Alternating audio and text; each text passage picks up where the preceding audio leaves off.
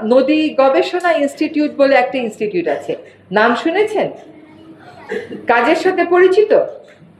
এই গবেষণা ইনস্টিটিউটের গত বছরের বাজেট ছিল ৪৫ লক্ষ টাকা। ১৫০ জনবলের একটা প্রতিষ্ঠান, ৪৫ লক্ষ টাকা দিয়ে সে কি গবেষণা করবে? এবার তাদেরকে ৪ কোটি টাকা দেয়া হয়েছে। তার মধ্যে আপনাদের প্রিয় ২টা কাজ দেওয়া হয়েছে, ৩টা কাজ। একটা কাজ হচ্ছে বাংলাদেশের ঝুঁকিপূর্ণ নদীর তালিকা চূড়ান্ত করা। এটা আপনি করেছেন, আমি করেছি, সরকার কিন্তু কোনোদিন করে নাই। এই নদী গবেষণা ইনস্টিটিউট ঝুঁকিপূর্ণ নদীর তালিকা চূড়ান্ত করবে। নদী গবেষণা ইনস্টিটিউট সীমান্ত নদীগুলোর তালিকা চূড়ান্ত করবে, কারণ সীমান্ত নদী যেগুলো ওই জয়েন্ট রিভার কমিশনের এগ্রিমেন্টে আছে সেটার সংখ্যাই বারবার বলা হয়, কিন্তু আরো কিন্তু নদী রয়ে গেছে, এটা করবে। এবং খালি ঝুঁকিপূর্ণ নদীর তালিকা করবে না, ঝুঁকি থেকে উত্তরণের অবস্থাও বলবে। আরেকটা হচ্ছে সুন্দরবনে এবং পাহাড়ি এলাকাতে নদীগুলোর সার্ভে কমপ্লিট করে ফেলবে। 5টি নদী নিয়ে একটা কাজ হচ্ছে, এটা বিশ্ব ব্যাংক ওদের একটা প্রকল্প আছে, সেই প্রকল্পের আওতায় অন্তর্ভুক্ত করবে। আমাদের যদি কোনো প্রকল্প বড় আকারে দিতে হয়, এটার ফিজিবিলিটি করতেই আমাদের চলে যায় 1 বছর, আর বিশ্ব ব্যাংকের লাগে আরো 1 বছর। কাছে আমাদের তো 2 বছর সময় নাই। আমি বিশ্ব ব্যাংককে বলেছি এবং তারা শেষ পর্যন্ত সম্মত হয়েছে তুরাগে 17 কিলোমিটার নদী ড্রেজিং করা, এটার তারা টাকা দেবে। এবং এডিবি কিছু টাকা দিচ্ছে, যেটা এডিবির টাকাটা গ্র্যান্ট হিসাবে আসতেছে। সেটা হচ্ছে তুরাগের পারে 1 কিলোমিটার এবং গোরান চটবাড়ির যে 650 একর মতন জায়গা আছে জলাশয়, সেটার ল্যান্ডস্কেপিং করা।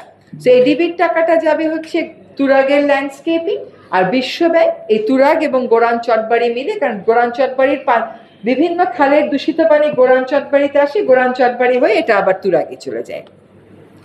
এই প্রকল্পটা বিশ্ব ব্যাংকের বোর্ড হবে নভেম্বর ডিসেম্বরে, তখন আমরা একটা অনুমোদন পাবো। এবার কিন্তু আমরা জলবায়ু পরিবর্তন ট্রাস্ট ফান্ড থেকে ঢাকা ডিসিকে, আমার ঠিক এই মুহূর্তে এক্স্যাক্ট নাম্বারটা মনে নেই, বাট 40টা মতন পুকুর পুনরুদ্ধারে টাকা দিয়েছি। 40টা মতন পুকুর উদ্ধারে টাকা দিয়েছি ঢাকার জেলা প্রশাসককে জলবায়ু পরিবর্তন ট্রাস্ট ফান্ডের অধীনে। ঢাকার খালগুলো আমি দায়িত্ব নিই, ব্লু নেটওয়ার্কের মাধ্যমে খালগুলো পুনর্খননের কাজ হাতে নেই। এই জন্য আন্তঃমন্ত্রণালয় আন্তঃসংস্থা এজেন্সি হয়, তারা কর্মপরিকল্পনা চূড়ান্ত করে এবং অল্প টাকায় কি রঙের জমিনের উপর দিয়ে হেঁটেছিলাম সেটা বড় বিষয় ছিল না, আসলে অল্প টাকায় খালগুলো খননের একটা উদ্যোগ নিয়েছিলাম বলে তার সুফলটা এবার কিন্তু আপনারা পেয়েছেন। এবার চরম মাত্রায় জলাবদ্ধতা ঢাকায় হয়নি। ধানমন্ডি 27 নম্বরে এবার কিন্তু পানি জমেনি। আর যেখানে জলাবদ্ধতা হচ্ছে সেখানে আমরা তাৎক্ষণিকভাবে আমরা একটা হোয়াটসঅ্যাপ গ্রুপে যে যেখানে জলাবদ্ধতা দেখছি, পত্রিকায় আপনারা রিপোর্ট করছেন, তাৎক্ষণিকভাবে নিয়ে রাত 2:30টার সময়ও আমাদের টিম গিয়ে ওই জায়গাটা ড্রেন পরিষ্কার করেছে। এই কাজগুলো কিন্তু হয়েছে। এখন এই ব্লু নেটওয়ার্কের যে পরিকল্পনা ওয়ার্ল্ড ব্যাংকের সাথে আমরা চূড়ান্ত করছি, সেখানে 5টা নদী এবং 40টা খালের ব্যাপারে কাজ থাকবে। খালগুলো যে আমরা ড্রেজিং করছি, 2-2.5 মাস পরেই আবার 2 ইঞ্চি মতন স্লাগ জমে যাচ্ছে। যতক্ষণ পর্যন্ত ঢাকার সিওয়েজ ব্যবস্থাপনা ঠিক না হয়, আপনি খাল রক্ষা করতে পারবেন না। এখন এই সিওয়েজ দূষণ রোধে আপনার এসটিপি লাগবে 11টি, মোট 11টি এসটিপি লাগবে শুধুমাত্র ঢাকা শহরের সিওয়েজ ব্যবস্থাপনা করতে।